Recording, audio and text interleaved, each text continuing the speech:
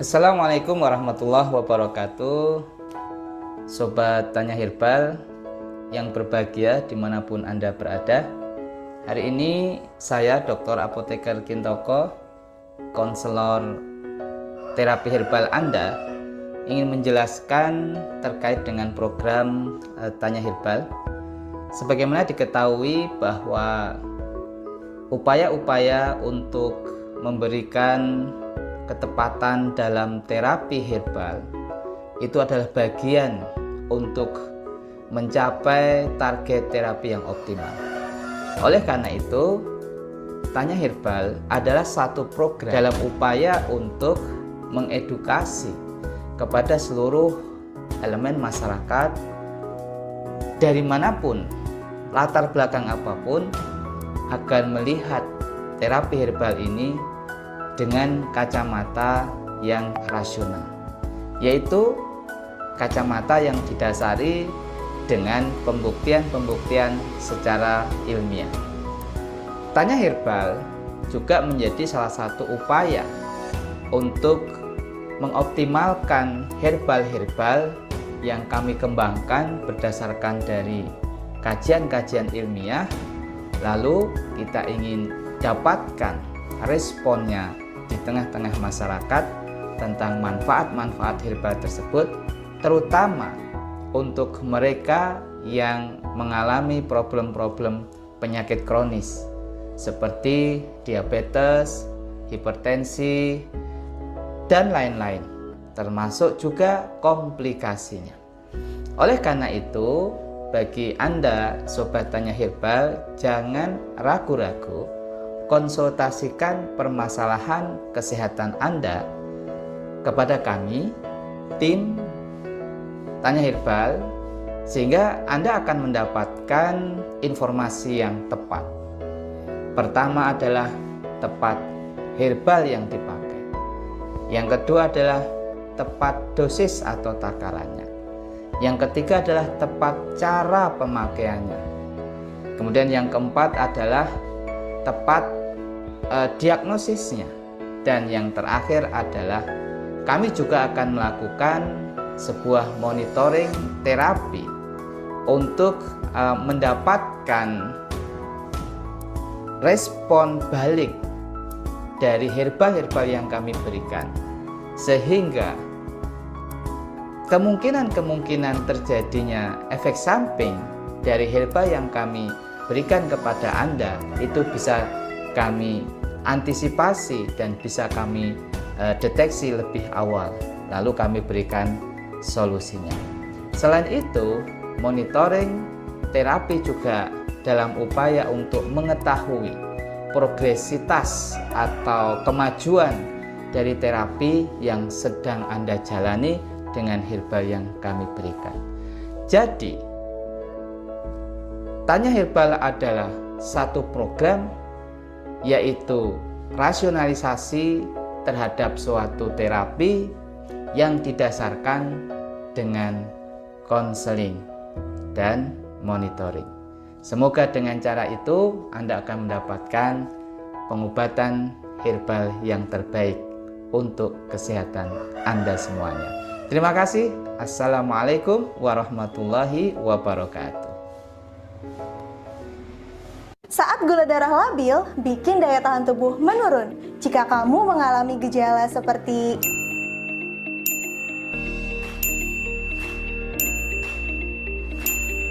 jangan sampai disepelekan, ada kesempatan konsultasi gratis untuk kamu penderita diabetes bersama tim Dr. Kintoko hanya di Tanya Herbal. Kamu akan mendapatkan solusi herbal yang disesuaikan dengan keluhan, karena setiap orang memiliki keluhan dan penanganan yang berbeda. Tunggu apa lagi? Yuk konsultasikan diabetesmu sekarang juga bersama Tanya Herbal, solusi herbal untukmu.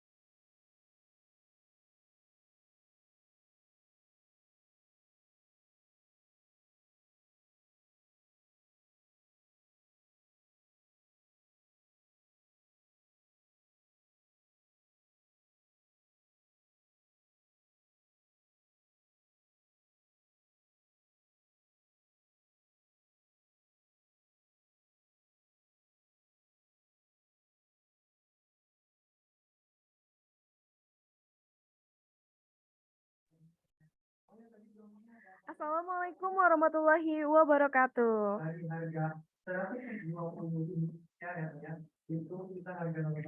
Selamat malam, Ibu Bapak sekalian. Alhamdulillahirrabbilalamin, kita bertemu lagi di acara webinar pada malam hari ini dengan tema meningkatkan imunitas tubuh pada diabetes dengan terapi herbal. Mungkin ada sebagian beberapa ibu bapak yang sudah sering mengikuti webinar setiap bulannya dengan Tanya Herbal ya. Saya ucapkan selamat bergabung, dan untuk ibu bapak sekalian yang masih belum mengisi form absensi, silahkan saya beri waktu untuk mengisi absensi webinar terlebih dahulu yang ada di kolom chatting ya, atau di komentar. Saya beri waktu untuk mengisi form absensi terlebih dahulu sambil menunggu peserta yang lain bergabung. Nah, yang sudah udah banyak juga yang bergabung di sini dan sudah ada ratusan peserta yang sudah mendaftar di kolom absensi ya. Terima kasih saya ucapkan dan selamat bergabung juga. Sebelum saya mulai, perkenalkan nama saya Ratna. Di sini saya akan memandu sebagai host di acara webinar pada malam hari ini dengan tema meningkatkan imunitas tubuh pada diabetes dengan terapi herbal.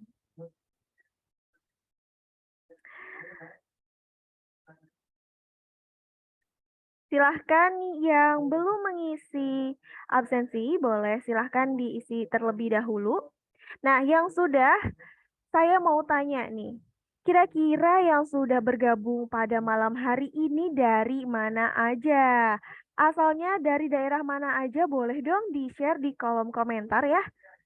Boleh saya tahu ini dari mana saja peserta yang sudah bergabung? Apakah dari Sabang sampai Merauke? Apa ada yang sampai di luar negeri? Wah, Kak Arman Maulana dari Bulukamba, Sulawesi Selatan. Wah, jauh banget ya, jauh-jauh sekali nih peserta webinar kita pada malam hari ini. Ada juga dari Kak Salma dari Bandung. Halo Kak Salma, salam kenal ya. Selamat bergabung. Terima kasih buat teman-teman yang sudah meluangkan waktunya untuk mengikuti webinar kita pada malam hari ini. Semoga yang sudah bergabung selalu diberikan kesehatan, kebahagiaan, dan keberkahan. Amin. Amin ya Rabbal 'Alamin. Wah, dari jauh-jauh banget nih, dari Sumatera Barat juga ada Kak Hendra. Halo Kak Hendra. Ada Kak Hasdi nih dari Puncak Malino, Kabupaten Goa, Sulawesi Selatan. Wow, keren banget nih. Acara kita pada malam hari ini seperti biasa ya, kita akan berbincang-bincang mengenai diabetes dan terapi herbal itu seperti apa. Nah, untuk teman-teman semuanya yang sudah bergabung, silahkan saya beri kesempatan untuk menyiapkan pertanyaan-pertanyaan yang nantinya saya bacakan. Pertanyaan itu bisa ditulis langsung di kolom komentar dan nanti saya bacakan dan tanyakan langsung kepada narasumber kita pada malam hari ini. Wow, ada Kak Muhammad Tamrin dari Palu, Sulawesi Tengah. Wah, keren banget nih. Ada juga dari Indramayu, Jawa Barat, Kak Nur Timi. Wah, keren banget. Terima kasih saya ucapkan dan selamat bergabung juga yang baru bergabung ya. Nah, setelah itu saya juga mau tanya, udah keberapa kali sih ikut webinar ini? Coba dong kasih tahu aku ya di kolom komentar, udah ikut keberapa kalinya webinar Tanya Herbal ini. Karena Tanya Herbal sudah mengadakan sampai batch 4. Udah 4 kali webinar. Jadi setiap bulannya kami akan selalu mengadakan webinar ya. Jadi buat teman-teman yang sudah bergabung di grup WhatsApp, itu saya sarankan untuk tidak keluar dari grup ya, live group setelah acara ini selesai karena setiap bulannya itu akan selalu diadakan, insya Allah seperti itu. Wah, banyak juga yang baru pertama kali mengikuti webinar dengan Tanya Herbal. Nah, saya ingatkan lagi untuk peserta yang sudah bergabung, silahkan untuk mengisi absensi kehadirannya. Untuk linknya bisa cek di grup atau bisa diklik di kolom komentar. Sudah saya share untuk linknya, bisa untuk diisi dulu absensinya, silahkan saya beri waktu ya sambil kita berbincang-bincang pada peserta yang sudah bergabung. Ternyata jauh-jauh juga ya. Wah, banyak juga nih yang baru pertama kali mengikuti webinar dengan Tanya Herbal.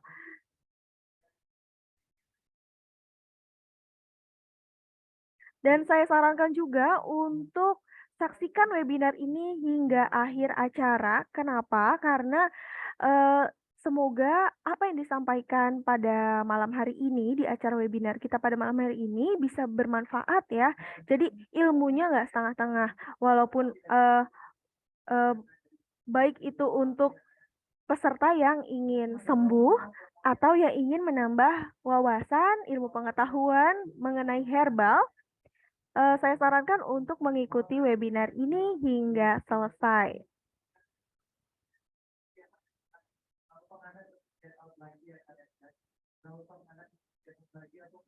Wah, banyak juga yang masih pertama kali ikut ya.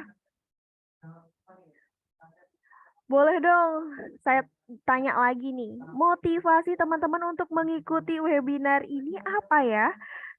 Selain tadi ya, ada yang juga pengen upgrade ilmu tentang herbal, ataupun itu ingin sembuh karena pengidap diabetes, atau sedang sakit, atau keluarganya ada yang sakit, mungkin boleh ya di-share motivasi-motivasi lainnya, siapa tahu motivasi teman-teman semuanya di sini bisa bermanfaat dan bikin semangat orang-orang yang belum memiliki motivasi. Ya udah deh, saya cuma ikut-ikutan aja gitu ya. Untuk sembuh dari diabetes, amin, semoga ya. Semoga selalu diberikan kesehatan, amin. Nambah wawasan neuropati diabetes, resiko dan cara menangani dengan herbal. Baik. Menambah ilmu tentang herbal, Kak Fakru. Oke. Ibu siapa nih? Ada Ibu Yuniar dari Sumba, Timur NTT. Baru pertama kali mengikuti webinar dan mohon maaf karena ada menyimak sambil ada kegiatan lain, jadi tidak membuka mix. Gak apa-apa ya. Kebetulan kami juga ingin fokus dulu nanti di pengisian materi oleh Pak Kin gitu. Ingin bisa menolong keluarga yang mengidap diabetes. Amin. Semoga bermanfaat ya ilmu yang kita dapatkan pada malam hari ini.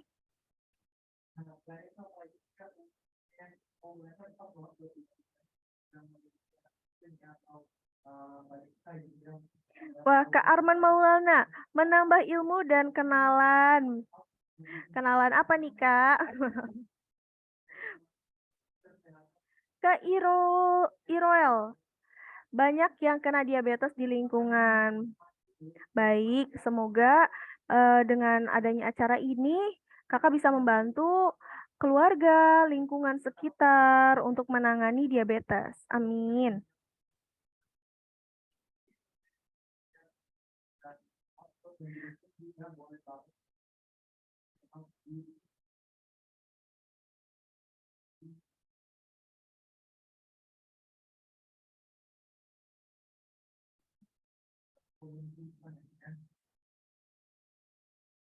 Baik, untuk teman-teman yang sudah mempersiapkan pertanyaan semuanya ya, bisa disimpan dulu pertanyaannya nanti setelah sesi pertanyaan dibuka ya.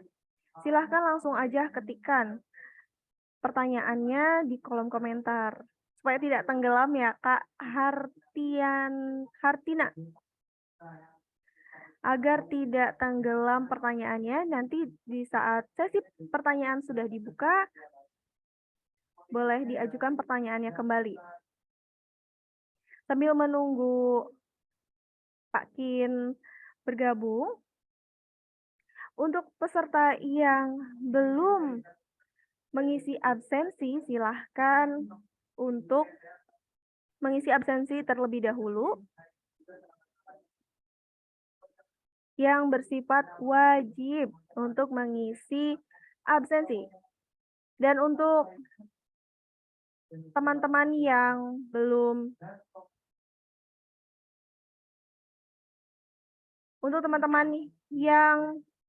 bergabung, silahkan informasikan ya bahwa webinar Tanya Herbal batch 4 dengan tema meningkatkan imunitas tubuh pada diabetes dengan terapi herbal akan segera dimulai.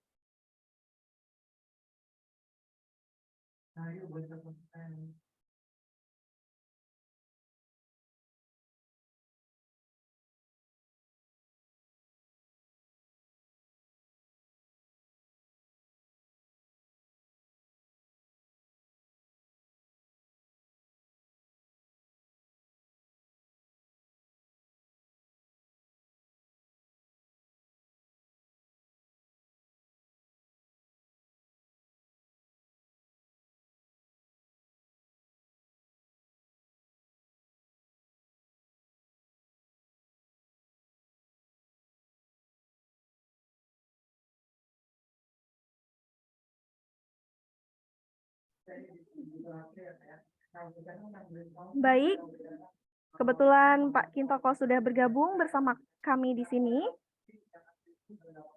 Kita akan mulai saja acara webinar pada malam hari ini. Saya pertama-tama akan mengucapkan selamat bergabung untuk seluruh peserta webinar kita pada malam hari ini dengan tema meningkatkan imunitas tubuh pada diabetes dengan terapi herbal. Sebelum kita mulai acara webinar pada malam hari ini, saya akan membacakan profil narasumber yang akan mengisi acara webinar pada malam hari ini. Beliau adalah dosen Universitas Ahmad Dahlan Yogyakarta. Beliau juga seorang founder dan ketua umum apoteker. Beliau juga ketua umum APHI dan ahli herbal Indonesia. Langsung saja kita sambut Dr. APT Kintoko MSc dengan topik meningkatkan imunitas tubuh pada diabetes dengan terapi herbal. Waktu dan tempat dipersilahkan. Baik, terima kasih Mbak Ratna. Assalamualaikum warahmatullahi wabarakatuh. Ibu yang berbahagia, yang ada kesempatan malam hari ini hadir. Saya ucapkan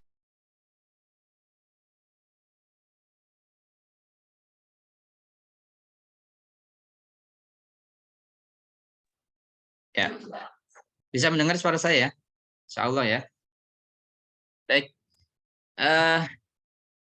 bicara tentang diabetes ya. Kalau kita sebut ya penyakit ini ada dua sebutan sebetulnya. Pertama, penyakit ini disebut dengan istilahnya penyakit metabolik ya. Penyakit yang disebabkan gangguan metabolisme terutama adalah gula dan lemak. Yang kedua, penyakit ini juga disebut juga dengan istilahnya endemik. Penyakit endemik, bukan pandemik ya, tapi endemik. Jadi ini maksudnya diabetes ini ya hampir terjadi di negara-negara yang lain gitu, tidak hanya di Indonesia ya. Dan kalau kita lihat rankingnya ya secara kajian studi epidemiologinya itu Indonesia itu termasuk yang negara-negara dengan jumlah penyakit diabetes tertinggi ya, nomor 4 di dunia. Kalau secara nasional yang tertinggi itu justru DIY, Daerah Istimewa Yogyakarta. Mengapa? Karena ternyata penyakit itu sendiri juga dipengaruhi oleh suatu budaya kulinernya. Karena di DIY itu kan ya apa-apa sayur manis ya, serba manis lah. Kalau belum pernah mencicipi sayur apa itu gudeg gitu ya, mungkin nggak percaya bahwa ada sayur kok manis itu ya, gudeg itu kan contoh gitu. Sebaliknya etnis yang sangat suka dengan yang high kolesterol ya, santan dan seterusnya ya, kecenderungannya itu penyakit kolesterol. Jadi ternyata penyakit itu sendiri juga dipengaruhi oleh pola budaya kuliner dari suatu etnis masyarakat. Nah, ini kita hari ini mau bicara lebih fokus kepada penyakit diabetes, terutama yang tipe 2 ya. Karena kalau bicara diabetes itu ada tipe 1 dan tipe 2. Ada lagi diabetes gestasional, diabetes yang terjadi pada saat ibu hamil atau mengandung. Nah, diabetes di antara 3 tadi yang paling banyak itu yang tipe 2. Tipe 2 itu disebutkan atau disebabkan karena resistensi insulin.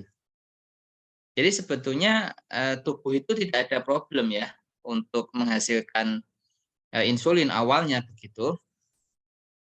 Tetapi insulin yang dihasilkan itu tidak bisa dipakai, tidak bisa digunakan oleh tubuh gitu. Sehingga kadar gula darahnya menjadi meningkat. Maka ciri khas dari diabetes tipe 2 itu justru terjadi hiperinsulinemia. Hiperinsulinemia itu artinya insulinnya itu berlebih. Jadi bukan karena kekurangan insulin, ini di tahap awal seperti itu. Justru karena hiperinsulinemia. Nah, pada umumnya hiperinsulinemia ini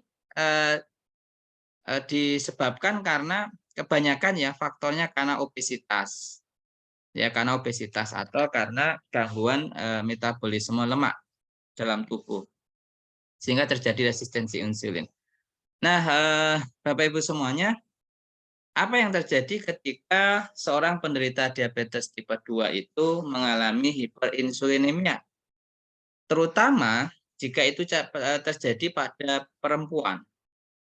Nah, insulin yang berlebih di dalam tubuh, jadi saya katakan ciri khas diabetes tipe 2 itu justru kelebihan insulin gitu ya. Tapi tubuh tidak bisa menggunakan. Nah, hiperinsulinemia inilah karena kelebihan insulin, maka insulin ini yang akan atau kemudian diubah menjadi hormon androgen gitu. Atau yang menyebabkan perubahan hormon dari estrogen itu menjadi androgen. Hormon androgen itu adalah hormon yang lebih cenderung terjadi pada laki-laki. Jadi hiperinsulinemia ini akan menyebabkan hiperandrogenemia pada perempuan. Mestinya hormon ini ada pada laki-laki ya, kecenderungannya lebih banyak. Tapi ketika terjadi pada perempuan karena si perempuan tersebut mengalami hiperinsulinemia, itu yang terjadi adalah akan muncul tanda-tanda sekunder dari akibat kelebihan hormon androgen ya yang disebabkan karena hiperinsulinemia tadi. Cirinya apa? Pada perempuan itu tumbuh rambut-rambut seperti ini, tapi tebal ya, rambutnya itu tebal gitu. Jadi di sini ya, di sini tebal-tebal gitu. Kumisnya lebih tebal gitu. Ya, itu disebut hirsutism. Hirsutism inilah yang menjadi indikasi seorang perempuan itu mengalami infertilitas atau istilahnya itu mandul gitu. Apalagi nanti dibuktikan dengan USG ya, USG. Kemudian kita lihat di dalam di dalam ovariumnya itu sel telurnya itu kecil-kecil dan kemudian juga terjadi kista gitu. Nah, ini kalau terjadi pada perempuan rata-rata akan seperti itu. Nah, sebaliknya kalau terjadi diabetes tipe 2 pada laki-laki, itu juga bisa berdampak pada kerusakan sel sperma oleh karena terjadinya radikal bebas dari glukosa yang kemudian menyebabkan terjadinya teratospermia. Dan itu juga menjadi salah satu faktor terjadinya kemandulan pada pria. Nah, itu contoh bahwa diabetes itu nanti bisa kemana-mana gitu ya. Bisa kemana-mana. Nah, hari ini kita akan membahas ternyata dampak dari diabetes itu juga karena tubuh tidak bisa menggunakan tidak bisa menggunakan insulin ya, sehingga darah yang ada di dalam tubuhnya itu sangat tinggi, gula darah maksudnya. Ya, di dalam darahnya, gula yang ada di dalam darah itu sangat tinggi. Sehingga sel itu mengalami kekurangan gitu, kekurangan energi gitu ya. Sehingga yang terjadi biasanya di awal-awal nanti itu si pasien ini kelihatannya gemuk gitu ya. Tapi nanti di fase-fase berikutnya itu akan terjadi penurunan berat badan secara drastis. Jadi kalau Bapak Ibu nanti mendapati kasus berat badannya turun drastis, itu saya sarankan dicek kadar gula darahnya, kemudian sering merasa lemas, gitu kan. Kemudian di satu sisi juga mudah mengantuk pada siang hari. Nah, sudah jam mengantuk ini, Bang Irul. Tuh. Kemudian mudah haus ya, kemudian mudah lapar gitu, apalagi kemudian luka sukar sembuh gitu ya. Kemudian jadi kalau ada luka yang sukar sembuh itu artinya kita harus segera untuk mencurigai jangan-jangan itu kena diabetes, karena ternyata masyarakat kita ini kurang aware terkait dengan masalah ini. Kemudian ada lagi misalkan sering gatal-gatal pada kulit ya, terutama juga organ genital gitu, itu mengalami gatal-gatal. Nah, kalau kita mendapatkan fakta-fakta gejala seperti ini, saran saya ini mungkin ada para terapis, herbalis ya, atau nakes, dokter, itu memang kita sarankan untuk segera dilakukan cek laboratorium. Nah, cek laboratorium yang paling umum dilakukan itu adalah ya gula darah puasa, gula darah sewaktu, gula darah postprandial 2 jam setelah makan, itu postprandial. Tetapi ingin saya sampaikan, itu masih dianggap kurang valid dibandingkan kalau kita ngecek labnya itu adalah HbA1c. HbA1c itu lebih valid. Nah, inilah yang saya pakai ketika saya mengkonseling nanti kepada siapapun yang hadir di sini, kalau bisa sudah menyediakan data-data tersebut, yaitu HbA1c atau gula darah puasa atau gula darah sewaktu atau gula darah postprandial. Biasanya itu yang kemudian kita saling cross-check-kan, apakah kemudian Bapak Ibu memang punya potensi untuk kena penyakit diabetes. Itu contohnya seperti itu nanti di dalam praktek. Nah, kemudian setelah kita bisa mengidentifikasi yang bersangkutan itu misalkan terkena penyakit diabetes, upaya yang harus dilakukan adalah kondisi darah dari pasien yang menderita diabetes, pertama mesti rendah oksigen. Jadi kelemahannya itu mudah lelah atau mudah lemah itu karena memang kadar oksigen di dalam darah, kadar oksigen terlarut di dalam darahnya itu adalah rendah. Jadi dia mudah capek lah bahasanya ya, atau staminanya itu mudah menurun gitu. Itu yang pertama. Kemudian yang kedua, kalau kita cek dengan pH meter, kecenderungannya darahnya itu asam. Nah, itu ciri-ciri pada pasien diabetes ya. Kemudian yang ketiga, kecenderungannya darahnya itu kental. Darahnya itu kecenderungannya itu kental gitu.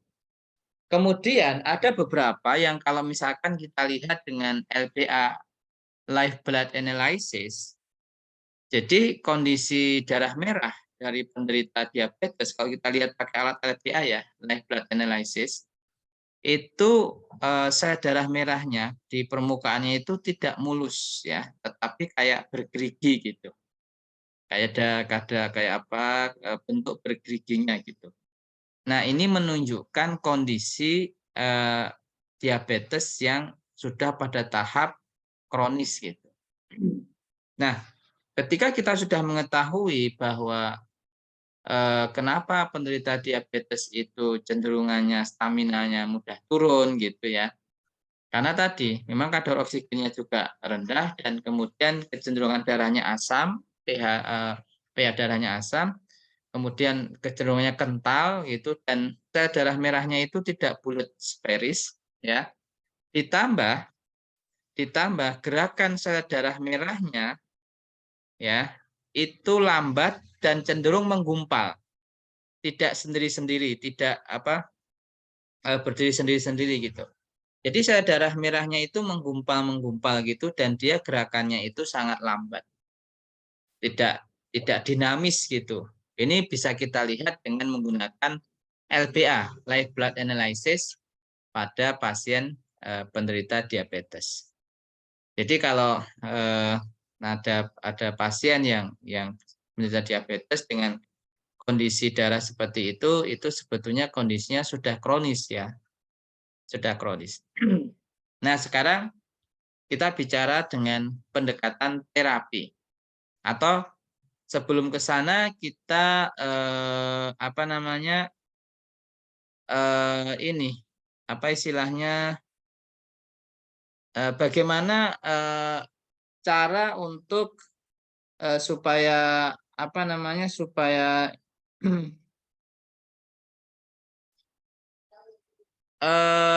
penanganan yang tanpa harus menggunakan herbal dulu gitu misalkan ya. Itu ada bukti saintifiknya. Contoh misalkan para penderita diabetes itu memang disarankan ya dia untuk melakukan aktivitas fisik ya supaya kontraksi otot itu bisa membantu memasukkan insulin. Ya, itu lewat kontraksi otot atau lewat namanya enzim 5-AMP kinase. Nah, lewat enzim 5-AMP kinase itu yang menyebabkan insulin itu masuk ya gula darah itu masuk ke dalam otot ya atau lemak tanpa bantuan insulin. Itu hanya bisa dilakukan ketika darah kita itu otot kita itu berkontraksi. Nah, itu bisa menggunakan mungkin model-model yang ini ya. Yang jogging atau jalan kaki gitu ya. Yang penting itu. Dan bagian otot yang perlu untuk diutamakan, digerakkan, dikontraksikan itu adalah bagian otot di kempol itu apa ya? Kempol itu betis ya. Ya, betis. Jadi bagian otot di betis itu yang harus dilatih untuk kontraksi gitulah. Lebih diutamakan di situ. Nah, ini adalah pendekatan yang tanpa obat dulu ya. Kemudian menjaga pikiran ya. Ini sangat signifikan banget kalau pikirannya itu stres, kadar gula darahnya naik. Kemudian kelelahan fisik, ya, bekerja yang non-stop, ya, tanpa istirahat itu bisa menyebabkan kelelahan fisik yang kadar gula darahnya naik. Kemudian menjaga kebersihan, karena kalau sampai kita terinfeksi, infeksi itu akan menyebabkan kadar gula darah juga meningkat. Nah, itu adalah upaya-upaya yang sifatnya tanpa menggunakan pendekatan obat-obatan, ya, baik obat sintetik maupun obat herbal gitu. Nah, sekarang bagaimana cara kita menggunakan obat-obat herbalnya? Itu ya. Tentu kami sendiri bagi Bapak Ibu yang menginginkan produk, nanti bisa korespondensi lah dengan admin, dengan Mbak Ratna. Tetapi secara teori bahwa karena gula itu adalah manis, maka teori Rasayana Ayurveda itu adalah dinetralkan dengan sesuatu yang pahit. Seperti itu teorinya. Jadi cari bahan-bahan yang memiliki rasa yang pahit. Beberapa saintifikasinya kan betul ya. Apa namanya, untuk menurunkan gula darah itu seperti sambiloto, brotowali gitu ya. Kemudian pare ya, itu yang pahit-pahit gitu. Nah, rasa pahit secara Rasayana Ayurveda itu dekat dengan rasa sepet. Ya, pahit itu dekat juga dengan sepet. Sehingga Bapak Ibu juga bisa mencari selain yang pahit juga rasa-rasa yang sepet. Gitu ya, yang sepet-sepet gitu. Biasanya seperti daun salam misalkan ya, kemudian daun jambu biji, kunyit yang sepet-sepet seperti itu juga punya kemampuan untuk mengendalikan kadar gula darah. Selain itu memang ada beberapa yang tidak termasuk kategori pahit dan sepet juga mempunyai aktivitas sebagai penurun gula darah. Tetapi secara prinsip itu sepet dan pahit dan sepet itu adalah yang bisa kita kembangkan gitu. Nah, ini adalah bicara tentang bagaimana menurunkan kadar gula darah. Lalu bagaimana menurunkan supaya tidak terjadi kekentalan, atau kalau tadi kita lihat ininya itu menggumpal gitu. Sel darah merahnya itu menggumpal, tidak sendiri-sendiri gitu. Ini dilihat di bawah mikroskop ya. Nah, itu salah satunya bisa menggunakan spirulina ya, atau menggunakan bawang putih. Nah, itu contoh itu ya, contoh. Nah, makanya di dalam konteks terapi yang kami kembangkan itu kami menggunakan konsep basis topping gitu. Basis nanti ditopping, ditambahkan gitu.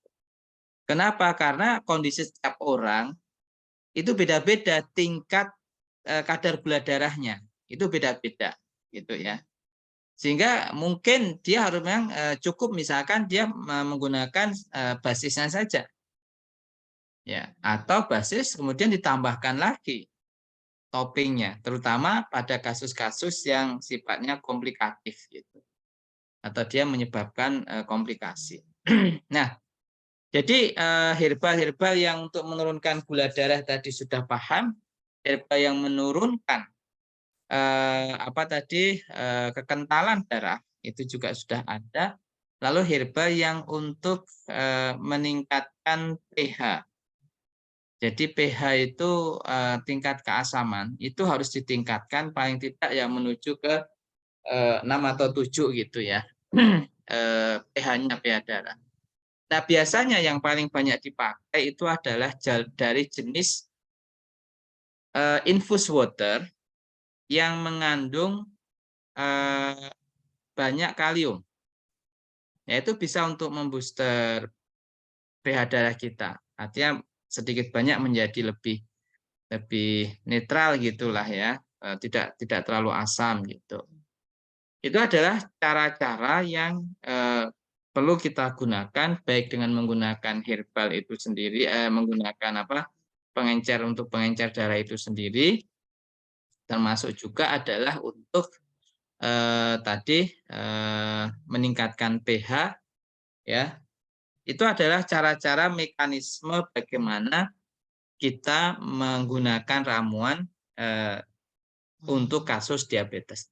Jadi saya termasuk penganut bukan ramuan tunggal. Bukan tanaman tunggal, tapi penganut ramuan gitu. Ramuan kan berarti mesti lebih dari 2. Jadi saya penganut ramuan. Jadi kalau herba yang saya formulasi termasuk yang di tadi disampaikan oleh admin tadi, itu adalah herbal-herbal yang terdiri dari 2 sampai 5 tumbuhan, tetapi menggunakan logika tadi yang menurunkan, yang mengencerkan darah, kemudian yang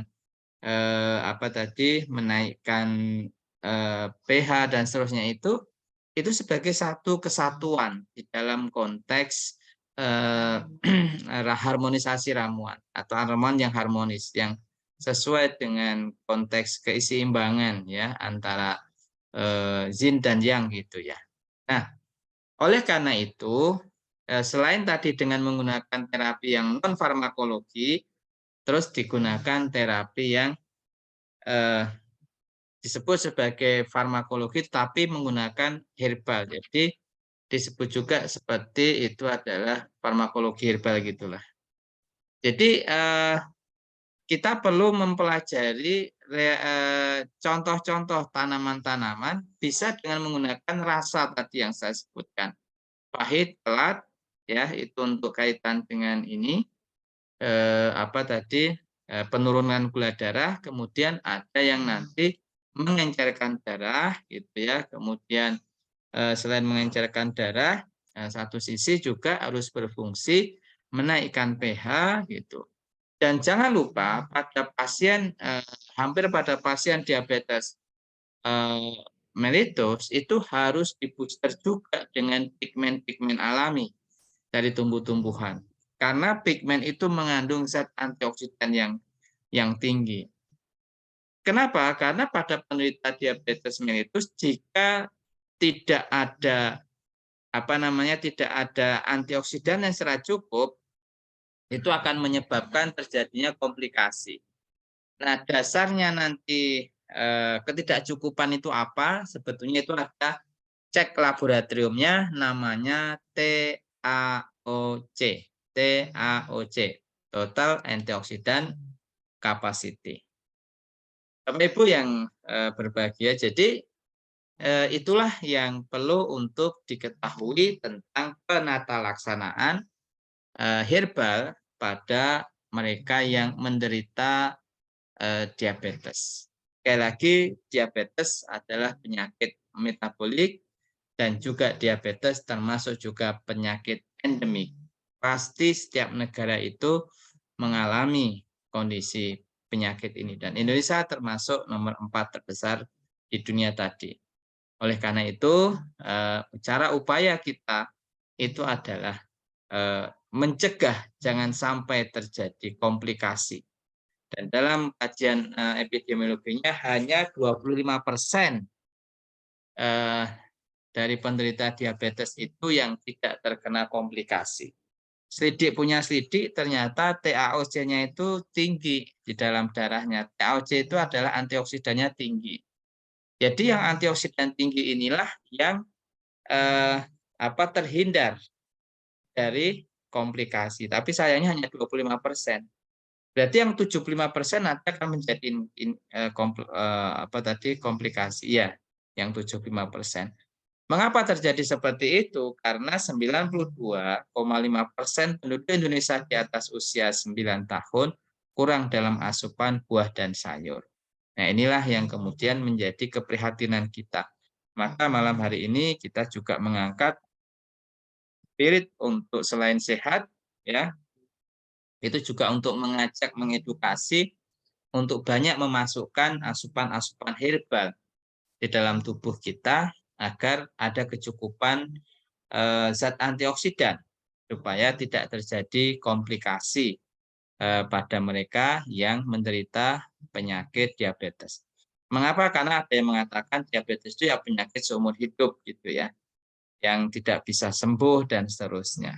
Ini pendapat-pendapat ini juga dipahami di beberapa kalangan medis juga, ada juga yang di kalangan masyarakat awam gitu. Intinya sekali kita kena diabetes, sebetulnya yang perlu kita lakukan itu adalah mengatur pola makan, ya, kemudian olahraga, kemudian cukupi asupan-asupan zat antioksidan dari herba. Salah satunya produk yang ada di Tanya Herbal itu adalah Naturmin. Jadi itu bisa meningkatkan asupan antioksidannya. Satu sisi adalah juga bisa meningkatkan imun booster atau imun booster tadi, meningkatkan imunnya. Nah, dengan cara seperti itu maka kita bisa terhindar dari komplikasi. Karena yang berat dari suatu penyakit diabetes itu komplikasinya. Demikian Mbak Ratna yang bisa saya sampaikan, mungkin di sambung dengan banyak diskusi supaya lebih mendalam. Assalamualaikum warahmatullahi wabarakatuh. Waalaikumsalam warahmatullahi wabarakatuh. Terima kasih Pak Kin atas materi yang sudah dipaparkan, sudah disampaikan pada malam hari ini. Luar biasa sekali. Semoga materi yang sudah disampaikan dapat bermanfaat untuk kita semua. Dan sesi selanjutnya dibuka untuk sesi tanya jawab. Untuk peserta yang sudah bergabung, dipersilahkan untuk berdiskusi. Berdiskusi dan tanyakan pertanyaan-pertanyaannya langsung saja dituliskan di kolom komentar yang nanti insya Allah saya bacakan dan tanyakan langsung kepada Pak Kin. Silakan untuk para peserta yang sudah memiliki pertanyaan bisa langsung kirimkan saja di kolom komentar.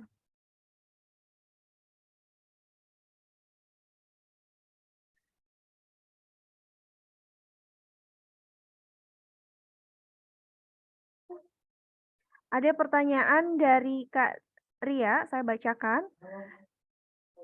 Dok, pengobatan luka basah diabetes yang paling baik apa? Mungkin bisa langsung dijawab oleh Pak Kin, waktu dan tempat dipersilahkan. Ya, untuk luka diabetes, tadi sudah saya berikan clue ya, kalau misalkan luka gak sembuh-sembuh, itu langsung kita curigai kemungkinan itu diabetes. Mengapa? Karena pada kondisi diabetes, respon inflamasi pada jaringan yang luka itu terlalu lama, memanjang gitu. Padahal kalau luka itu ingin tertutup atau ingin sembuh, itu respon inflamasinya harus sedikit atau memendek. Nah, pada kondisi diabetes itu malah memanjang, jadi responnya itu lama. Maka kita lihat pada penderita diabetes yang masih tahap awal lukanya itu terasa memerah gitu ya, kemudian bengkak dan seterusnya. Itu di fase awal. Tapi nanti seiring dengan perjalanan waktu luka itu terinfeksi karena nggak segera nutup itu kemudian terinfeksi, apalagi tidak dijaga kebersihan di daerah luka itu, kemudian terjadi infeksi. Habis dari infeksi itu terjadi gangren atau jaringan itu mati gitu.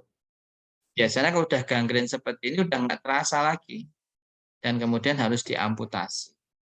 Nah, ini adalah deretan. Nah, maka benar kalau misalkan terjadi luka ya pada diabetes, luka basah, itu yang harus diperhatikan adalah sanitasi atau higienisnya. Jadi lingkungan dan dirinya sendiri itu harus terjaga dari kuman gitu ya. Maka apa yang dari herbal yang bisa untuk bersifat sebagai anti kuman? Itu pakai sirih hijau dan kayu manis. Itu aktivitas anti kumannya itu kuat ya.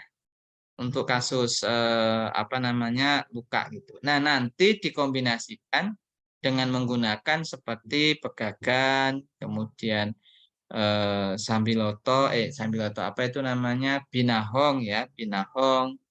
Itu bisa digunakan terkait dengan luka pada diabetes. Seperti itu ya, Mbak Ratna. Baik, terima kasih atas jawabannya Pak Kin.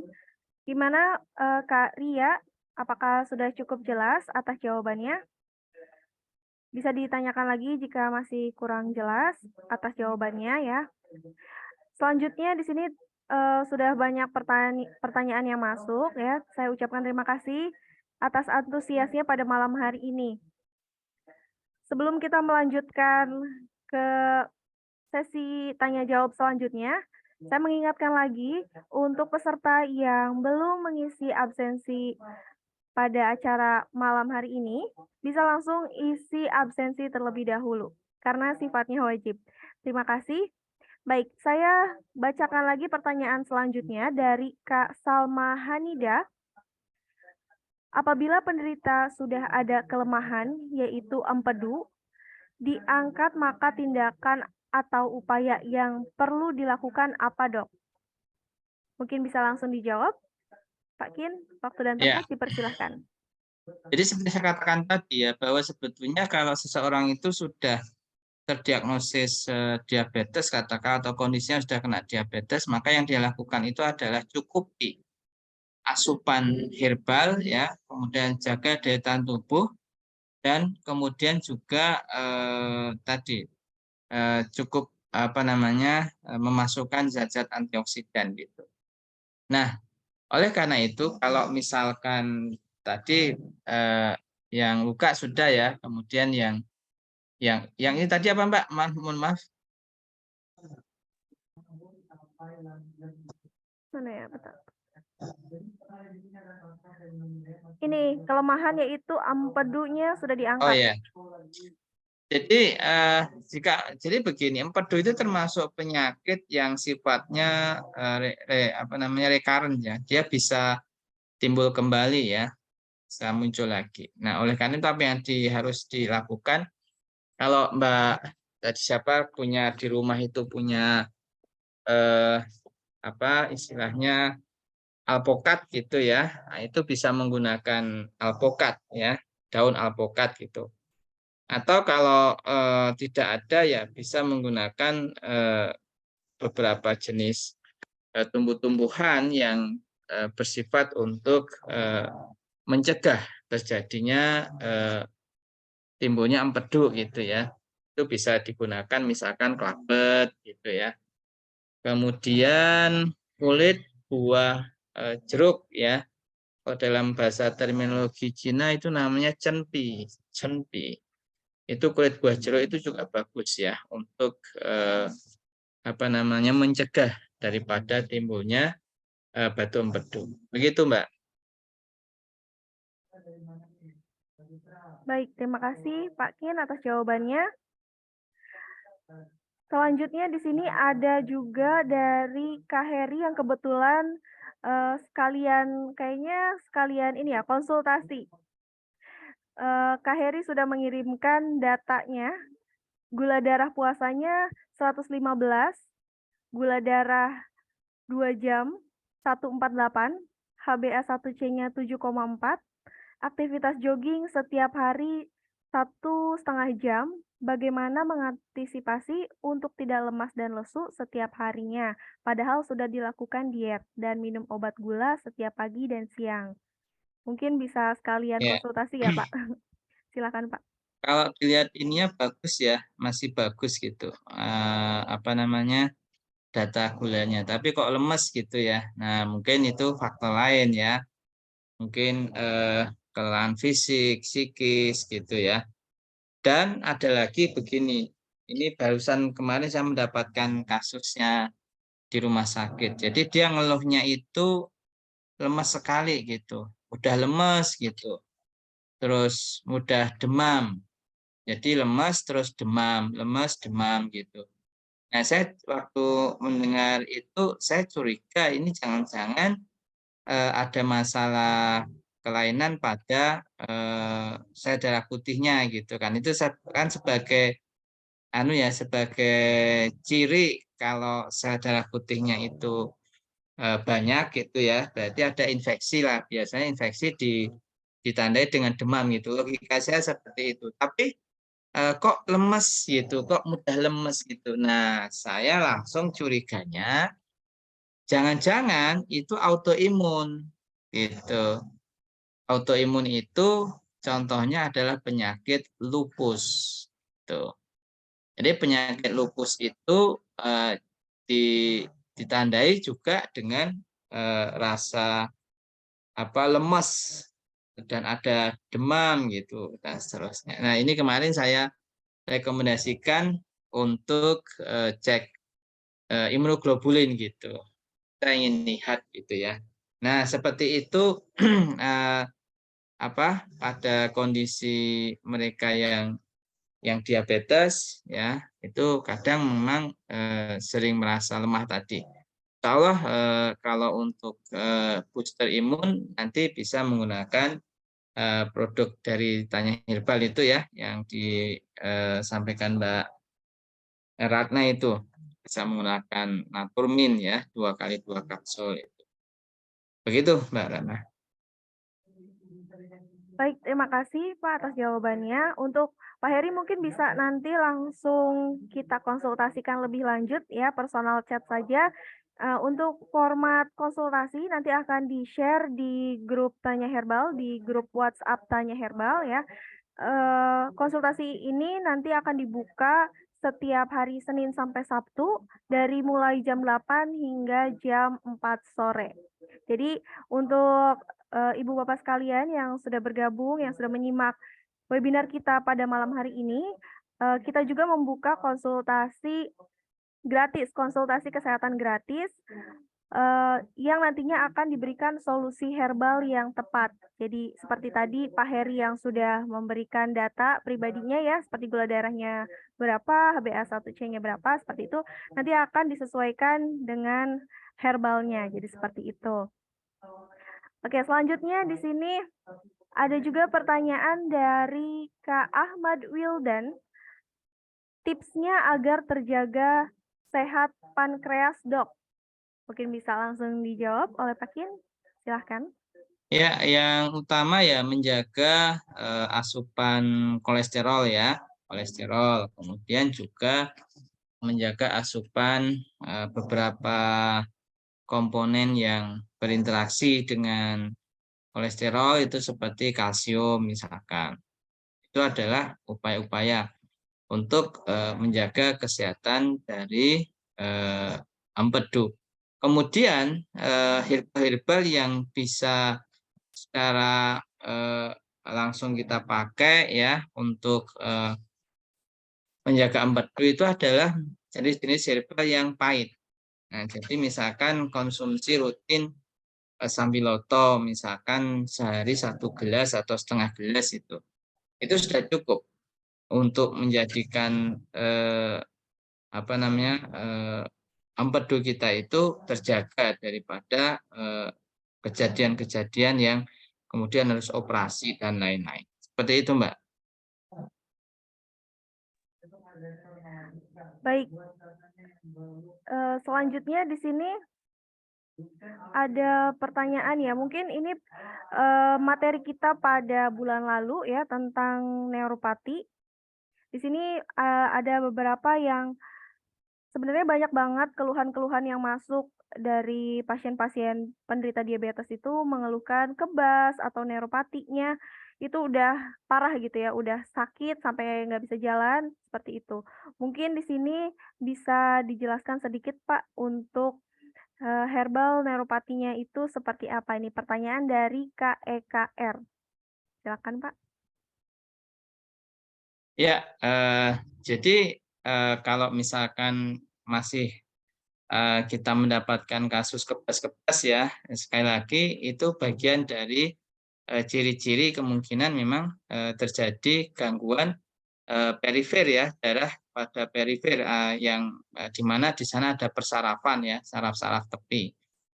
Oleh karena itu ya kita melakukan upaya-upaya seperti pemijatan itu bisa untuk mengalirkan darah ke sana. Tapi kalau darahnya kental ya berarti harus diencerkan gitu. Pengencerannya kan tadi pakai pakai spirulina, pakai selain spirulina itu bawang putih gitu ya.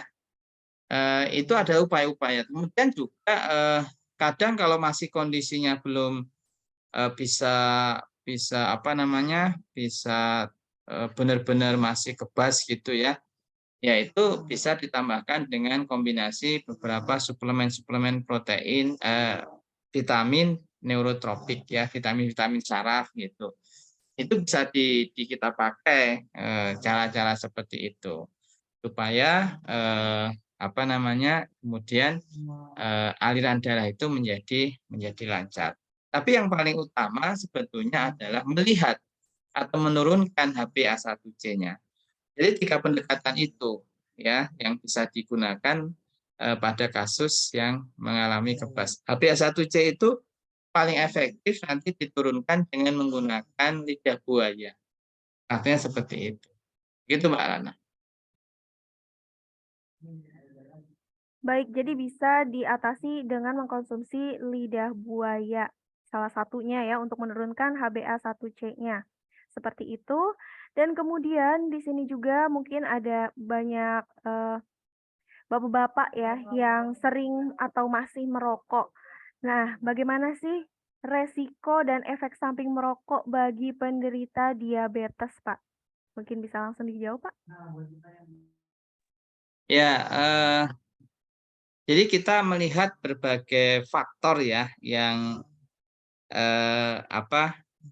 bisa memperparah istilahnya kondisi diabetes ya. Kalau tadi saya sampaikan bahwa darah kita sebetulnya dengan kondisi diabetes itu pertama sudah asam, kemudian menghasilkan radikal bebas gitu ya. Nah, begitu diperparah, begitu ditambahkan lagi toksin dari luar, yaitu dari asap rokok itu, tentu akan semakin banyak lagi apa namanya toksin-toksin yang masuk ke dalam tubuh ya, ke dalam tubuh kita, dan itu bisa memperparah atau kondisi gula darah kita bisa semakin tinggi kadarnya. Termasuk juga jenis makanan-makanan yang misalkan dibakar. Jadi kalau kita lihat protein ya itu kalau dibakar itu juga menjadi radikal bebas. Ya namanya RNS ya, reaktif nitrogen spesies. RNS inilah yang juga memperparah atau meningkatkan kadar gula darah. Jadi tanpa misalkan kita memasukkan yang tadi yang saya sampaikan itu seperti asap rokok dan sebagainya, itu sebetulnya kadar gula darah kita kondisi keadaan gula darah di dalam tubuh kita itu cenderung naik karena tadi sudah ada kondisi radikal bebas yang berasal dari gula darah yang sangat tinggi dalam tubuh kita. Nah, oleh karena itu menurut saya memang sebaiknya pada mereka yang sudah terindikasi diabetes ya sebisa mungkin merokok itu menjadi salah satu hal yang harus segera dihentikan gitu supaya tidak semakin tinggi toksinnya. Seperti itu. Jadi seperti itu ya, Kak. Jadi sebaiknya dihindari dulu untuk tidak merokok dulu agar tidak terjadi hal-hal yang tidak diinginkan. Pertanyaan yang terakhir mungkin ya untuk peserta yang sudah mengajukan pertanyaan dan belum terjawab, mungkin bisa langsung nanti kita konsultasikan setelah webinar ini dengan tim Tanya Herbal, dengan tim Dr. Kintoko ya. Pertanyaan terakhir ini dari, tunggu sebentar, mana ya?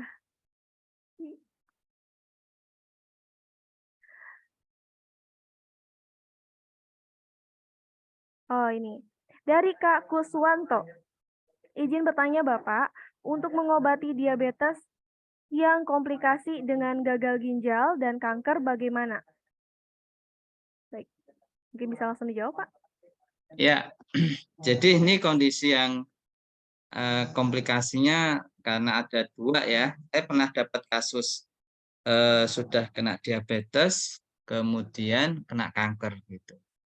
Nah, inilah kondisi yang sangat kesulitan, terutama kami sendiri, sehingga kondisi yang seperti inilah yang kemudian saya menggunakan pendekatan herbal combination. Herbal combination adalah salah satu pendekatan ya, kalau memang sudah dalam kondisi yang berat gitu ya. Nah, ini kondisi berat, misalkan pada kondisi kanker itu, kondisi diabetes itu, imunnya itu kecenderungannya turun gitu. Nah, pada saat kondisi turun, di satu sisi dia menderita penyakit kanker gitu. Jadi ini tuh kondisinya saling apa ya, saling mendukung menurut saya, dalam arti saling mendukung karena kondisi diabetes imun turun, kemudian kalau imun turun kankernya itu yang merebak gitu, yang aktif gitu. Jadi saya umpamakan hal yang itu yang pernah saya alami ya, dan ini ditambah lagi ada kondisi gagal ginjal gitu. Jadi ini komplikasi. Kalau sudah komplikasi seperti ini, per definisi yang dulu saya jelaskan, itu termasuk kategori berat. Kalau kategori berat berarti kita boleh menggunakan pendekatan kombinasi terapi, yaitu ya satu sisi bisa menggunakan herbal, sisi yang lain bisa menggunakan obat-obat sintetik. Jadi kalau herbal yang biasa kita gunakan misalkan pada kasus gagal ginjal gitu ya, itu menggunakan ekstrak cacing tanah misalkan, kemudian juga menggunakan beberapa daun sukun ya. Tapi juga harus dipahami daun sukun ini ada ininya, ada apa namanya? Apa itu rambut-rambut itu ya, trikoma namanya, itu yang bisa menyebabkan respon hipersensitivitas atau gatal-gatal. Nah, kalau itu terjadi, nanti bisa kita tambahkan kencur gitu. Jadi pada kondisi seperti ini saya menyampaikan herbal jangan dipakai satu-satunya, tetapi apa namanya bisa kombinasi gitu. Gitu ya, Mbak. Baik, Pak, terima kasih atas jawabannya dan diskusi kita pada malam hari ini sangat luar biasa sekali. Dan selanjutnya di sini saya akan share. Nah, di sini saya akan share ya produk-produk yang kami sediakan di sini ya. Yang Tanya Herbal sediakan. Sebagai catatan juga bahwa herbal yang kami berikan itu berdasarkan dari hasil konsultasi. Jadi misalnya konsultasi adalah tahap utama Tanya Herbal ya. Jadi tahap pertama yang kita lakukan adalah konsultasi. Setelah konsultasi kita akan memberikan rekomendasi herbal yang tepat dan terukur. Jadi seperti itu. Jadi tahapannya harus konsultasi dulu ya. Untuk format konsultasi sudah dikirimkan di kolom komentar ya. Bisa Ibu Bapak sekalian untuk langsung saja klik atau nanti di grup saya akan kirimkan format untuk konsultasinya. Di sini ada beberapa paket herbal ya. Yang pertama di sini ada Naturmin. Naturmin di sini itu yang tadi sudah dibahas oleh Pak Kin ya, bahwa untuk menjaga daya tahan tubuh diabetesi. Seperti itu. Di sini berbentuknya kapsul untuk Naturmin ya, isinya itu 60 kapsul per box. Cukup 2 kali sehari 2 kapsul untuk mengkonsumsinya. Dan selanjutnya ada Herbiviati. Herbiviati ini berbentuk kantong teh dengan isi 25 kantong per box yang untuk membantu menurunkan hipertensi dan kolesterol. Cukup 2 kali sehari untuk mengkonsumsi Herbiviati ini. Dan selanjutnya di sini juga dari hasil konsultasi nanti yang nantinya akan kami berikan rekomendasi herbalnya ya. Di sini ada bundling dengan topping atau booster. Topping di sini terdiri dari 2 level, yaitu level 3 dan level 5 ya yang kami berikan. Dan ini sudah termasuk yang kami rekomendasikan berdasarkan hasil konsultasi. Jadi seperti data diri yang sudah diberikan, nanti kita akan berikan solusi herbalnya seperti apa. Seperti itu. Dan untuk spesial webinar pada malam hari ini, untuk minimal pembelanjaan 100.000 kita akan memberikan gratis baby gold ya. Dan untuk paket yang kami sediakan di sini untuk Naturmin dan topping atau boosternya, itu kami menyediakan paket 14 hari yang terdiri dari 1 box Naturmin dan 2 topping. Dan kemudian paket 30 hari yaitu berisi 2 box Naturmin dan 4 topping, seperti itu. Jadi untuk info lebih lanjut mengenai produk, nanti kita akan mengadakan konsultasi yang nantinya akan diberikan solusi herbal yang tepat sesuai dengan keluhan. Seperti yang kita ketahui bahwa setiap pasien atau setiap keluhan orang itu pasti berbeda-beda. Jadi solusi herbal yang diberikan juga tentunya akan berbeda, seperti itu. Mungkin sebelum kita tutup acara webinar kita pada malam hari ini, mungkin ada sepatah dua patah kata yang ingin disampaikan oleh Pak Kin. Silakan Pak. Ya, Bapak Ibu, jadi diabetes ini salah satu jenis penyakit yang kalau sudah kena sebetulnya upayanya kita adalah mengendalikan gula darah itu sebaik mungkin ya, sehingga jangan sampai nanti terjadi komplikasi atau istilahnya si gula darah itu berikatan dengan hemoglobin yang kemudian menjadi HbA1c-nya itu tinggi gitu. Dan itu ciri kontrol kadar gula darah yang buruk gitu istilahnya. 3 bulan ke belakang, biasanya 3 bulan ke belakang itu kurang bagus gitu. Itu nanti biasanya HbA1c itu turun.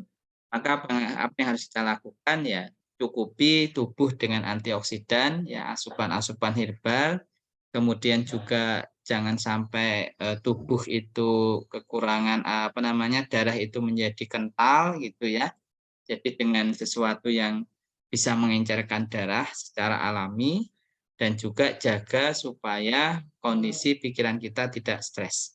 Nah, dengan cara seperti itu sebetulnya orang yang menderita gula darah ya, itu ada yang benar-benar tidak terjadi komplikasi, yaitu hanya 25%-nya tapi ya, karena memang mereka betul-betul menjaga supaya kadar gula darahnya itu tidak mengalami peningkatan dan secara fluktuatif menyebabkan itu peningkatan HbA1c. Saya kira demikian Mbak Ratna. Baik, terima kasih Pak Kintoko atas materi pemaparan materi pada malam hari ini dan diskusi pada malam hari ini. Saya ucapkan terima kasih Pak. Dan untuk para peserta yang sudah bergabung, saya ucapkan terima kasih atas antusiasnya pada malam hari ini dan sudah meluangkan waktunya untuk mengikuti acara webinar kita pada malam hari ini dengan meningkatkan imunitas tubuh pada diabetes dengan terapi herbal. Sekali lagi saya informasikan untuk webinar Tanya Herbal batch selanjutnya itu akan dilaksanakan di bulan berikutnya insya Allah. Untuk info lebih lanjut nanti akan kita share, tim kami akan share di WhatsApp grup Tanya Herbal. Jadi sebaiknya saya sarankan untuk tidak live group karena informasi-informasi seputar webinar, konsultasi dan lain sebagainya akan di-share di grup WhatsApp Tanya Herbal. Dan konsultasi akan dibuka setiap hari Senin hingga Sabtu dari jam 8 sampai jam 4 sore waktu Indonesia Barat. Mungkin sekian webinar kita pada malam hari ini. Terima kasih untuk seluruh peserta yang sudah bergabung dan berpartisipasi dalam acara webinar kita pada malam hari ini. Sampai jumpa di webinar selanjutnya bersama Tanya Herbal, solusi herbal untukmu. Saya ucapkan wassalamualaikum warahmatullahi wabarakatuh. Waalaikumsalam. Terima kasih semuanya. Assalamualaikum.